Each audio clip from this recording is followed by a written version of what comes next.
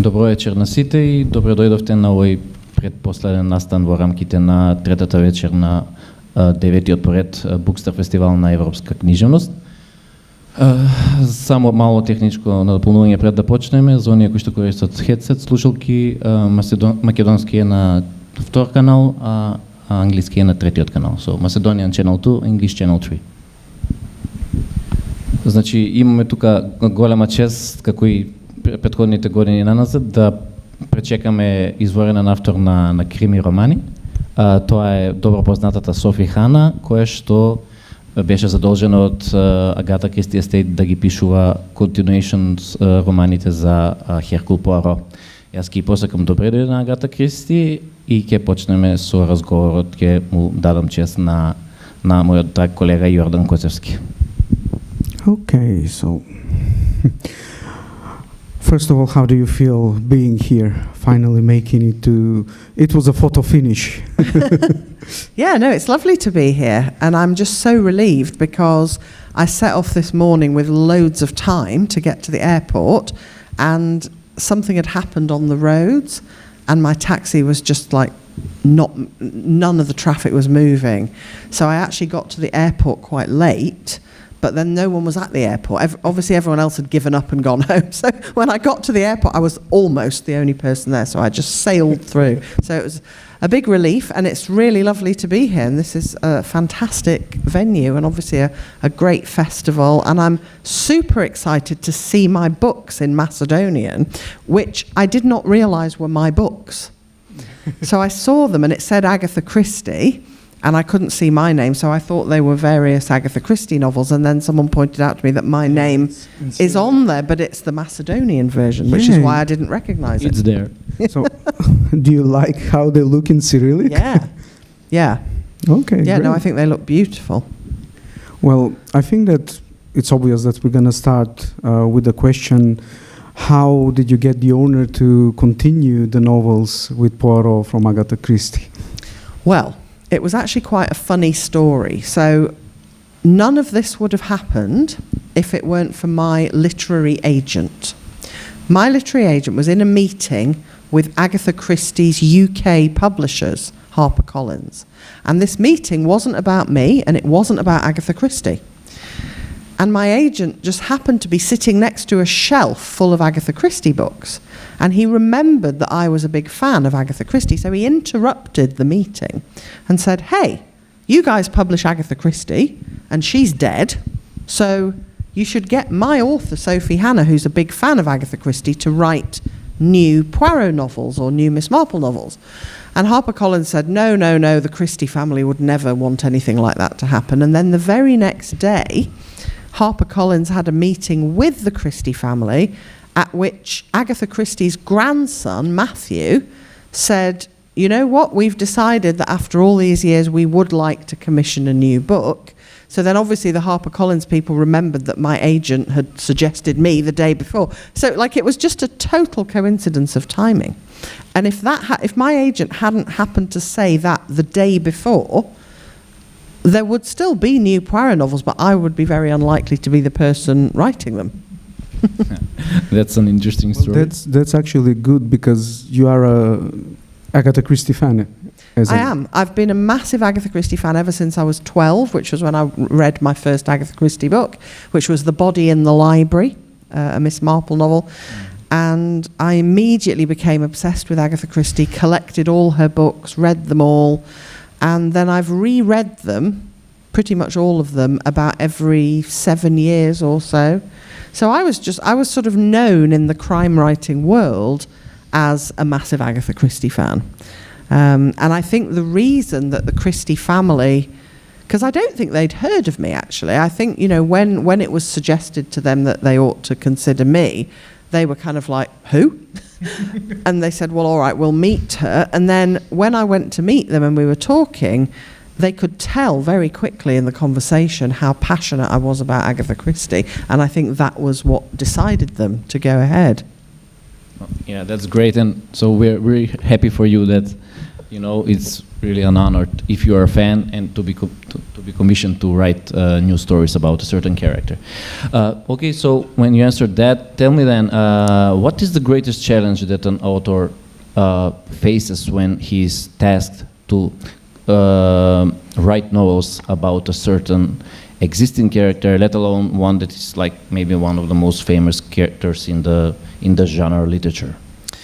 Well, the thing I found most challenging was that I had not previously written a historical novel.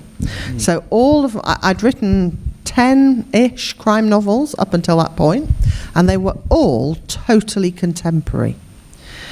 And I realised because when I agreed to write a Poirot novel, the next conversation was when should it be set? And we decided we didn't want it to be a prequel, because The Mysterious Affair at Styles is the first Poirot novel, and we all thought it was important that it should remain the first Poirot novel. And we didn't want to sort of tack one on at the end of Agatha Christie's Poirot, partly because he dies. Poirot dies in Agatha Christie's last book about him, and we certainly didn't want to bring him back from the dead. That would have been a bad idea. But luckily, there were 4 years between 1928 and 1932, when Agatha didn't publish any Poirot novels, so we decided mine would go in there. So suddenly, I, who had always written contemporary crime, had to write a book set in 1929. And I'm not a massive history expert. My husband is. I don't know how. But he seems to know everything about every era that the world has ever been through. Like, sometimes I'll say to him, you know, what did Napoleon have for his dinner on the 9th of February, 1846? And he'll go, oh, he had a pizza. And I'm like, how do you know that? It is impossible that you know that. But, like, I know nothing. The only thing I remember from history at school is the name Bismarck. I don't even know who he was. I just remember that name. So, like, when I said I was writing these Poirot novels, like, relatives and friends of mine were ringing up going, is this a good idea? You literally don't know anything about history. And I said, I know, panic. But what I decided to do was just reread all of Agatha Christie's novels from that period and just kind of try and soak up the atmosphere. And actually, there's not a lot of specific historical detail in Agatha Christie's novels. So somehow, just by reading the books she wrote between sort of 1920 and 1940, I felt as though I'd kind of immersed myself in the period in a way, because she was writing it when it actually was that time. And that just kind of worked. And I remember when I sat down to write chapter 1 of The Monogram Murders, which is my first Poirot novel, I had no idea whether I would be able to sound convincingly like a police officer from 1929. It was not something I'd ever tried to do before. And it was only about halfway into chapter 1, I just thought, yeah, I think this works. I think it sounds okay. So then I checked with various other people, and they were like, yeah, that sounds okay. And then once I had Catchpool's voice, Catchpool is the narrator of my Poirot novels. He's not in Agatha Christie's novels. But once I had his voice, then I was okay. But the biggest challenge for me of writing Poirot novels is still, even though I've now got Catchpool's voice and I'm comfortable with it, the biggest challenge is still the historical aspect, because when you're writing a book set now, you don't need to keep stopping and wondering if things exist. You know, if I'm writing a book set now and I want my character to Google somebody, well, I know that Google exists. But if I'm writing a book set in 1930 and I want someone to drink a particular kind of sherry, or have a telephone in their house, or have electric lights in the house, anything like that, I have to Google and see, did this exist in 1930? And with my second Poirot novel, Closed Casket, I had to change a quite significant plot detail, because there's somebody in the book, there's a storyline in the book that involves kidney disease or kidney failure.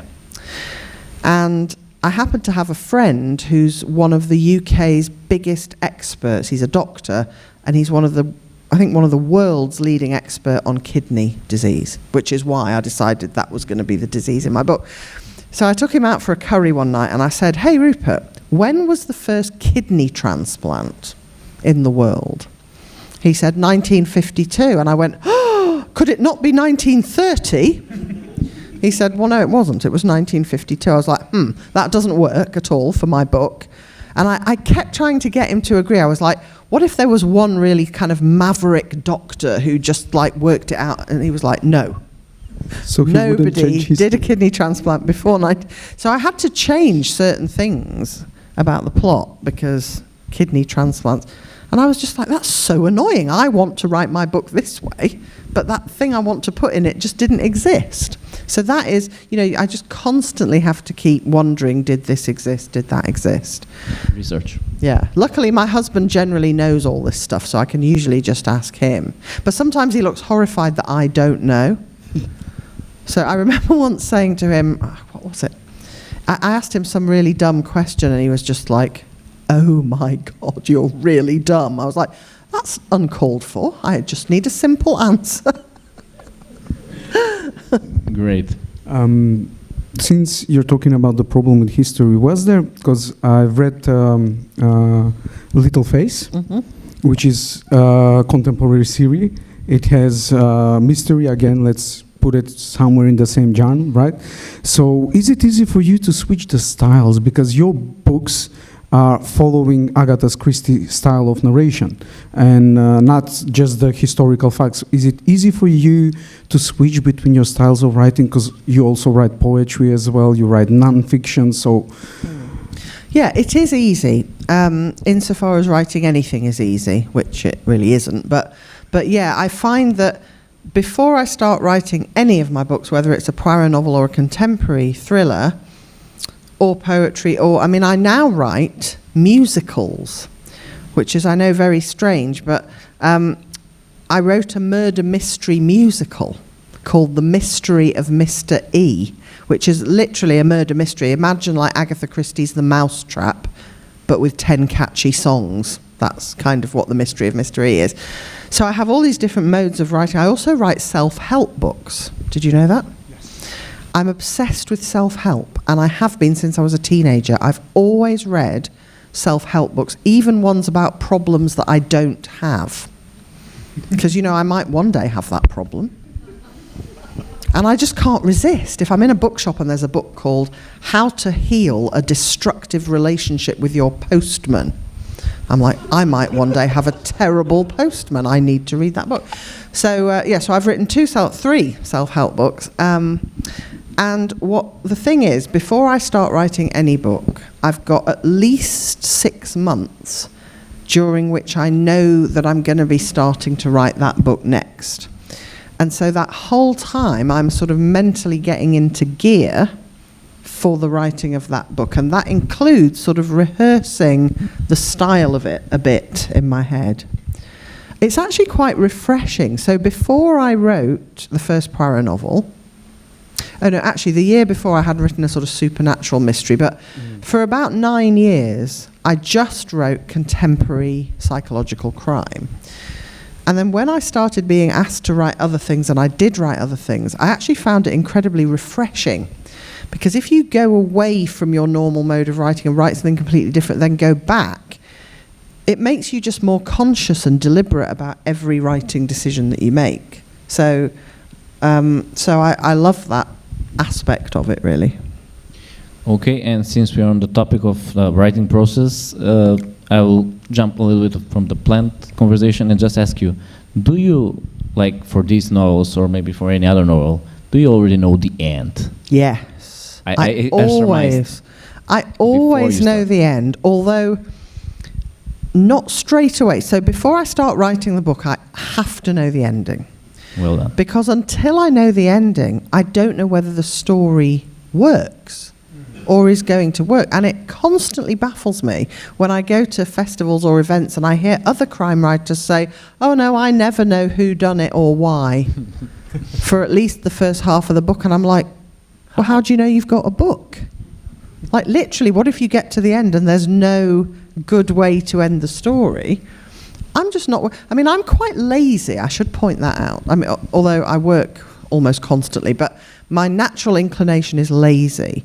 And I hate the thought of wasting time doing hard work. So if I'm going to invest time and effort and energy in writing a book, I need to know before I start that I've got a brilliant hook, something that when readers see it on the blurb of a book, they're like, oh, that's intriguing. I have to know what happens. So that's requirement number one. And requirement number two is a really clever, ingenious solution to the mystery, so that when readers get to the end, they don't go, oh, well, that was a disappointment. And until I've got those two things, I don't know I've got a book. But once I've got those two things, then I always know that I can get from one to the other. I don't know how yet, but I know I can work it out. I'll quote you now from an interview because it's connected to what you just said. When a reader starts to speculate and they can come up with a single theory, that is when you got them. Yes. So what I meant by that is, let's say you have a murder mystery, and the mystery is who murdered Fred. And there are 4 suspects, Bill, Mary, Joanna, and Lucy. And all of them hated Fred for a different reason. And all of them had the opportunity. The mystery is which one of them killed Fred, but it's not particularly exciting as a mystery because you pretty much know, well, one of them did it. And I know in each case what the reason would have been. So it's just a question of which one. Not terribly exciting. Whereas what Agatha Christie did so well is time and time again she would have mysteries where the reader cannot begin to think of a possible explanation.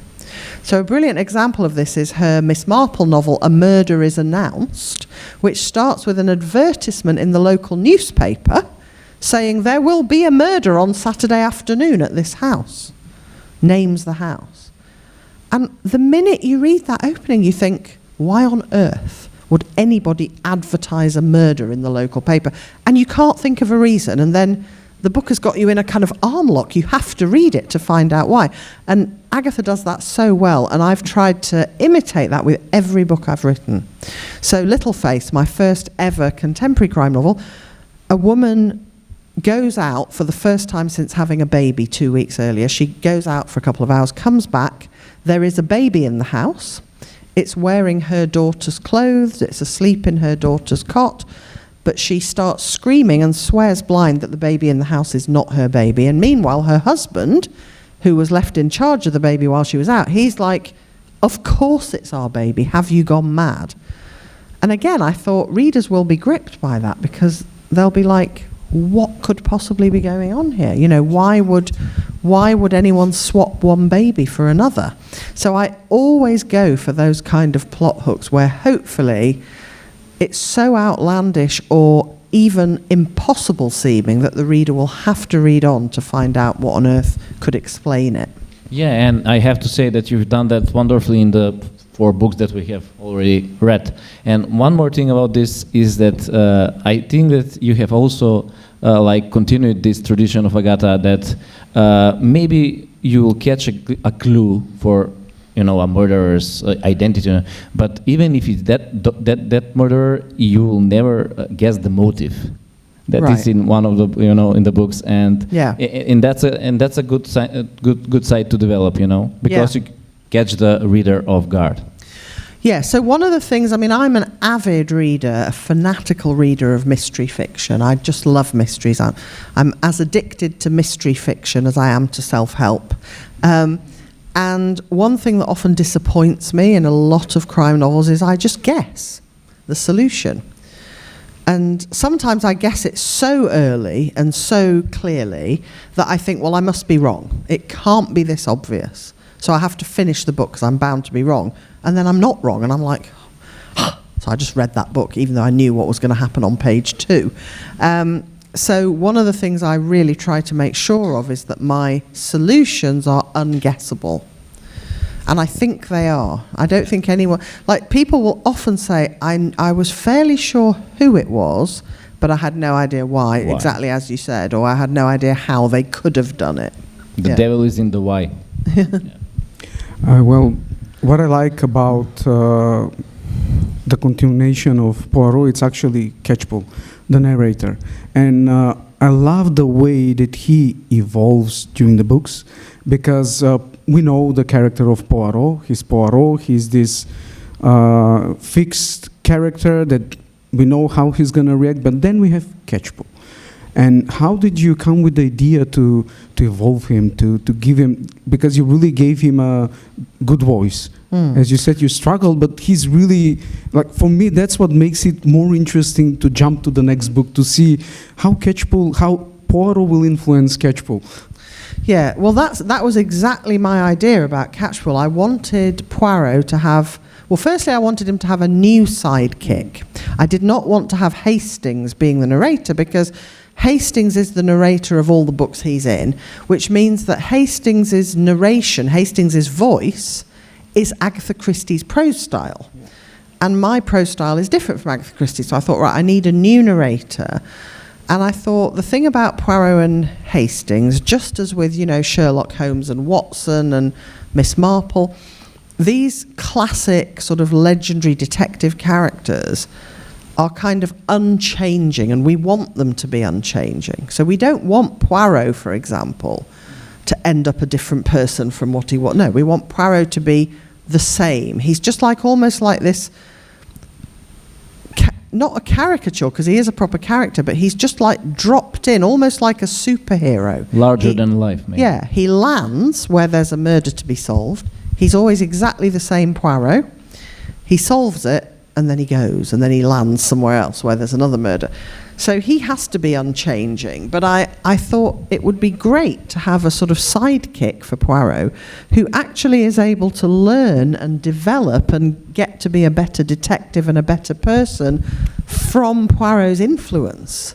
Because I used to read all the books with Hastings and think, Hastings doesn't seem to get any better at being clever or at solving crimes. And then I thought, if I worked with Poirot over and over again, I'd be like following him around with a notebook trying to learn everything I could. So I decided I wanted the sidekick in my books to be almost like in a sort of mentor-mentee relationship with Poirot. So every case that in the Monogram Murders, the first one, Catchpole's basically fairly drippy and useless. He's still nice. I like him. Yeah. But he only comes up with one helpful idea. And then every subsequent book, he's a bit more together and a bit more professional and a bit more helpful. And my idea was that eventually he would be not quite, but almost as good a detective as Poirot.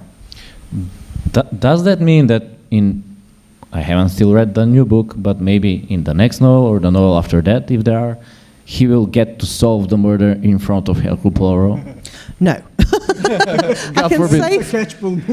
Yeah, I mean, I wouldn't try to do that, because Catchpole wouldn't want to get above himself. Yeah. But even if I were to try to do that, I suspect the publishers and the Christie family would go, no.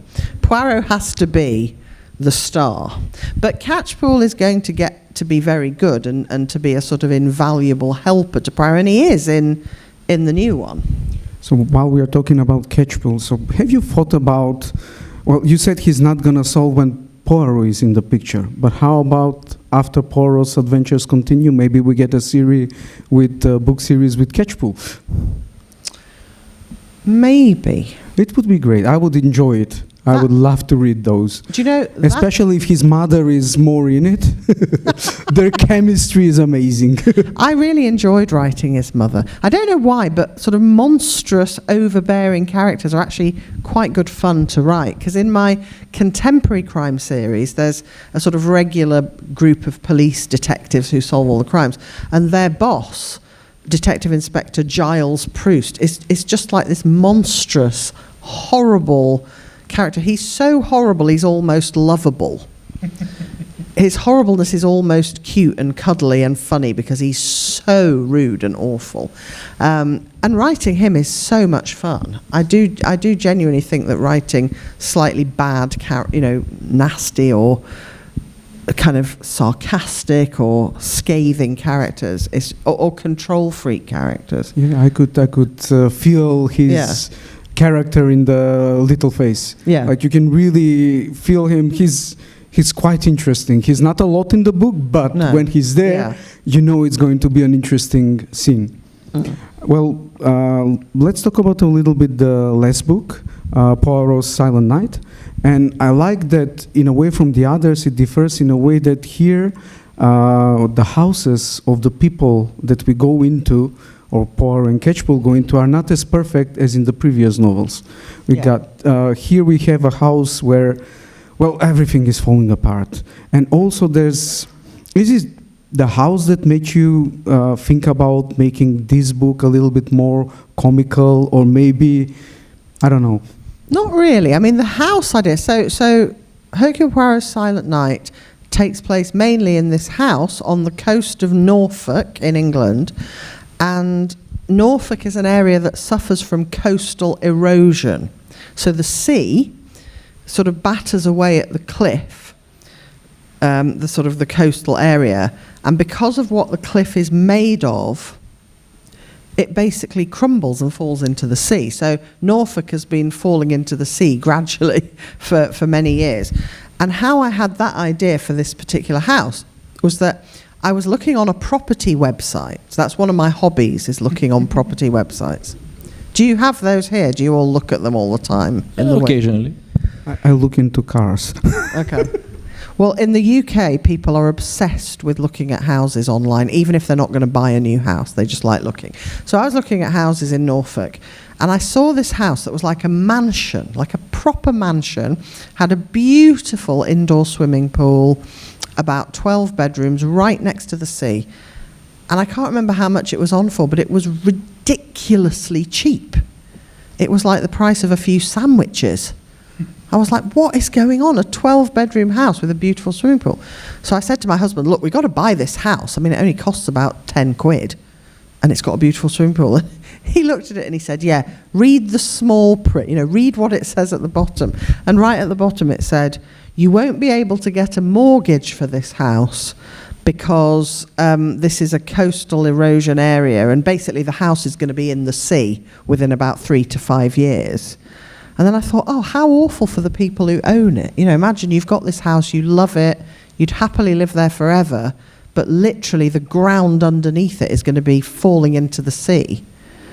And that just kind of stuck with me. So I thought, I've got to write a Poirot novel where, alongside all the other tensions of all these people who have secret grudges against each other, all holed up together for Christmas, in addition to that, there's the threat that at any moment the house they're all in might tumble into the sea. I just couldn't resist that temptation. I love, so if you haven't bought the last book in the series, you should, because it's really fun to read, and it's not just the house falling apart, the whole family chemistry is falling apart. Then we have Catchpole's mother appearing for the first time, so we can see that sometimes even Poirot is siding with Catchpole's mother, so it was really fun to read. Thank you. Thank you. And on that matter, do you have any plans for maybe the next novel to base it like in another country, maybe not England? I know that there was one in Ireland, but maybe Belgium, France, like to be a little bit out of the comfort zone, maybe. Yeah, it is something I have considered for sure, and I've got an idea for a Poirot novel that could be set in Greece or on a Greek island. I would read that. That's specifically based on a Greek island that I go to quite often called Skiros. And there's a bay there called Atsitsa Bay. And I've got an idea that would work quite well for Poirot there. But I never know whether I'm going to be writing any more Poirot novels, because unlike with all my other books where I just decide if I want to write them, with the Poirot novels, I'm kind of the junior partner. And the senior partner is the Christie family. So they're the ones who decide whether they want another Poirot novel from me. And so far, they've always decided that they do. And I know that they love this one the most. They think this is the best one yet. But I don't know whether after 5, I don't know. I'm not sure. It's possible that they wouldn't want any one writer to keep writing any of the characters, because they're Agatha's characters. So to write 1 or 2 or 3 or 4 or even 5, maybe. But I don't know whether they'd want me to carry on doing it indefinitely. But I just don't know. They might want another one, they might not. But I never assume anything. I always assume it might be the last, it might not be the last. But I will, if I don't write more Poirot novels, I will for sure write more Golden Age kind of classic puzzle mysteries, because I have loved writing them. It's a different kind of storytelling from the psychological crime that I write that's contemporary. Yeah, well, in any case, we hope for you to write at least this much. Okay? Again. Yeah, but if not, then we would love to maybe read about Catchpool, because he is based in that time. So maybe, but in any case, when we speak about time, let's now. I want to ask you, because Agata Kристи was like a front runner on the female-based crime writers. Yeah. Yeah, on the whodunit mysteries. And what has changed since that time? Do you think that it is more challenging now? I know that there are a lot more female crime writers, but maybe it's a little bit more difficult because you have a lot of competition. But then again, you are blessed to write about Hercule Poirot, but you also have your own, side book series.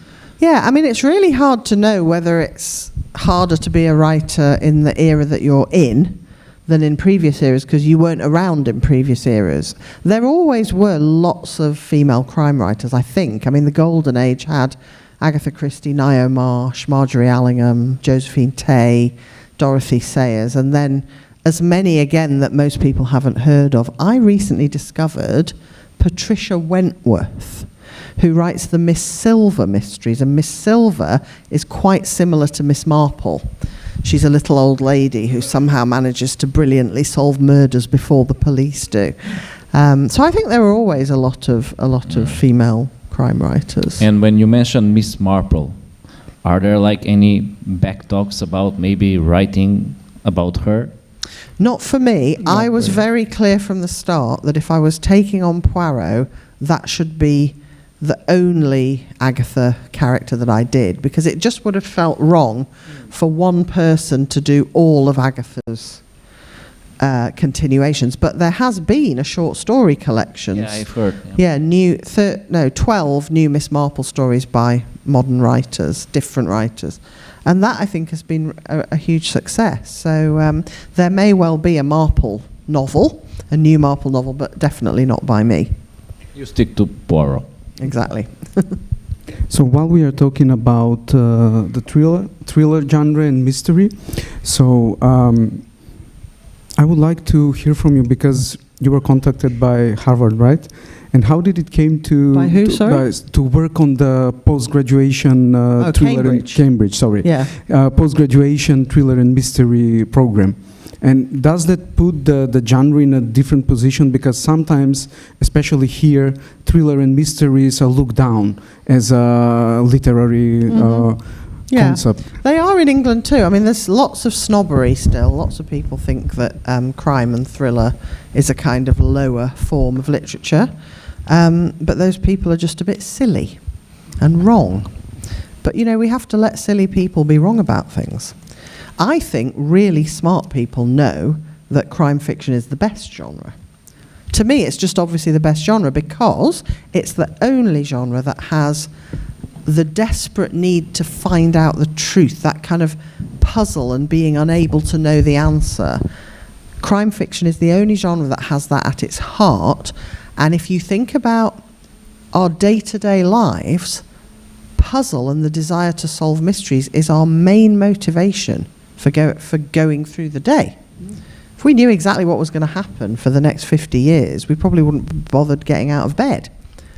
We're constantly puzzling over things and unable to get the answers, right? So crime is a genre where you're encouraged to feel maximally puzzled, but you've got the security of knowing that you're going to get an amazing solution. So I think it's the highest form of literature. It most definitely is, at least according to some literary critics, it's up there with the love romance, but it's high up there. And on that matter, maybe have you given it a thought if you will write maybe a drama or something like The Mousetrap, or you will... Well, so my murder mystery musical movie started life as a play. It was a stage musical, and it was performed in schools, and then it went on a little tour of literary festivals, and then I wrote another one. So I have written mystery drama, and I love it, but I particularly love it when there's songs in it, because I wrote the songs as well, not all of them, but about half of them. And I love musicals, so I've always loved Guys and Dolls, West Side Story, My Fair Lady, all the sort of classic musicals, and I love murder mystery. So when I had the idea of putting the two together, I was just in heaven. So yeah, The Mystery of Mr. E is kind of like I think of it as my mousetrap, really. But it's kind of much more, it's quite eccentric, but the songs are amazing. And in fact, if you wanted to have it at your festival next year, there's a big screen behind us, so perfect for showing a murder mystery musical movie. Yeah. It's a good idea. It's a good idea, isn't Organizers, have you heard this? So one more question regarding the genre. Have you given it a thought? Is the thriller genre, the crime fiction, like socially responsible? So a lot of literary critics disagree with us, but me as a crime writer, and also Jordan, I hope you as well, you know, like I've literally decided to write crime fiction so I can tackle some contemporary crime fiction, so I can tackle some contemporary topics in societies. And is that like a thing for you? Have you given it a thought? It's interesting because people say this about crime fiction. But what I've never understood is why should crime fiction allow that any more than general fiction? I mean, I can see how it easily could, because crime and the different kinds of crime in different societies and the causes of those crimes is obviously something that it could easily be a vehicle to sort of reflect society. But so could a novel set in a contemporary society that didn't feature crime. So, you know, a novel about contemporary relationships could show you a lot about the way people approach their love lives in the present era. So I more think it's true that the novel, if it's a contemporary novel, can reflect a society. I don't necessarily think crime in particular does. And the kind of crime novels I write are less, I mean, they are sort of involuntarily, I suppose, reflective of society because they're set in societies.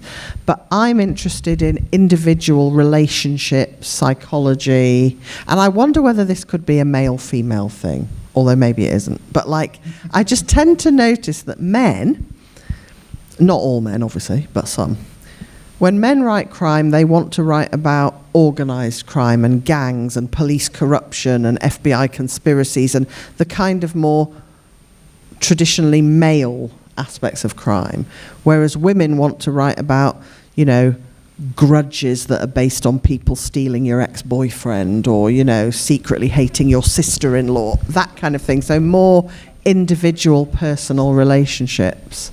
I did an event with a male crime writer once, and he said to the audience, he said, in a way, the villain, the baddie in all my books is the same. It's the same baddie in all my books. And I'm thinking, well, that sounds boring. Surely everyone guesses if that baddie... He goes, yeah, the baddie in all my books is, can anyone guess? Capitalism. Yeah. And I was on stage with him. And when you're on stage with someone, you have to look hugely entertained at all times. But I had to stop myself from going... Like, if I want to read about how bad capitalism is, I'll read a sociology journal. But if I'm reading a crime novel, I want, you know, dramatic relationships, betrayals, people lying and keeping secrets and swapping babies. And I don't want to be told about capitalism. So, but that's just me. But my books are very, you know, personal relationships based. What makes a person tick, basically? Yeah, and the weird, you know, people are so weird and different. You know, the thing that would drive, like, none of us would commit a murder probably because we're just not murderous. We're hopefully. Hopefully. But let's say we were all people who were thinking of committing murder or who had it as a possible option in our minds that we might commit murder. We would, each of us, probably commit murder for a completely different reason. Completely different reason. And I'm just so fascinated by, the motives in my books are never transferable. They're never motives where any number of people might commit a crime for that reason. They're always specific to that particular person's psyche, and it's very specific, the very specific way in which one person has gone off the rails so that they're willing to commit a terrible crime. So, Ande, do you have any final question for Sophie? I think we need to indulge Sophie and ask her, what do you like to read in your free time? Is it crime fiction or other genres? It's almost all crime fiction, yeah. Any favorite authors? Yeah, so apart from Agatha Christie, obviously, who I've mentioned, I love Daphne du Maurier. I love Ruth Rendell. She's one of my top favourites. Tana French, very, very good. Patricia Wentworth, I'm really keen on. P.D. James, Laura Lippman. I mean, just any new crime person that I've not yet read as well. I always want to read one of their books. And then I read a lot of self-help. I'm just about to review for the Irish Times newspaper a self-help book by none other than Arnold Schwarzenegger. Apparently, Arnold Schwarzenegger has written a self-help book called 6 Principles for a Happy Life. Yeah, well, that's completely opposite of your How to Hold a Grudge. So Sophie has written a self-help book called How to Hold a Grudge. Yes, but it's a very jolly and upbeat book, How to Hold a Grudge. It's all about how if we just allow ourselves to be angry when we're angry and to admit that, like, if someone treats us terribly, what we tend to do is put pressure on ourselves to forgive them instantly so that we can be a good person. Whereas if we just go, I'm allowed to change my opinion of that person, I'm allowed to want to protect myself from that person, and I'm allowed to have a grudge because that behaviour was not okay with me, then we validate our own emotional experience, and that is the only way to process negative feelings so that we can actually move on and not be full of anger. Whereas if we try and push the anger away and pretend we're not angry, it just bounces back and it pops up when we don't want it to. So How to Hold a Grudge is actually a guide to just allowing yourself to feel the negative emotions that naturally arise in order to process them and move on so that we can be more forgiving ultimately. But what most of us do is say, I must forgive that person straight away. And often we're not ready to. Often we need to hate them for at least 2 years, and then we can forgive them and move on. Well, I will play this video to my wife because she and my father were convincing me it's not okay to hold a grudge. And I'll probably buy the book for her as well.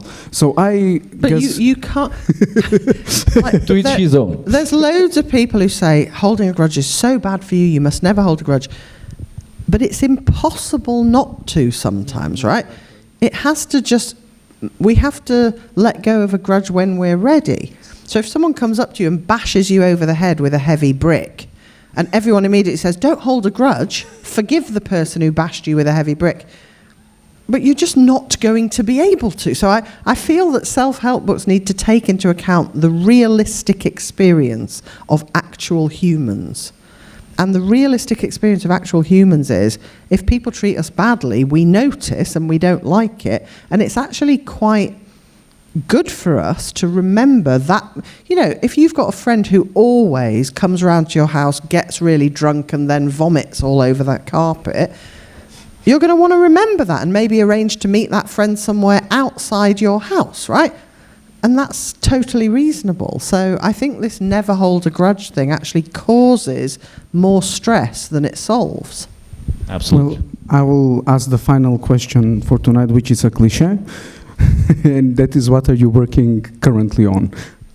I'm just about to start my next contemporary crime novel. So on the plane over here, I was making notes on it. It's called The Opposite of Murder.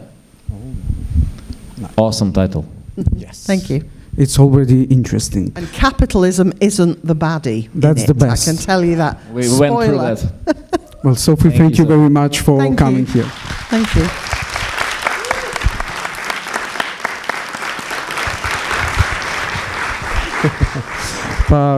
Софи ќе биде надвор, ќе подпишува книги, кој нема подпис може да се построите.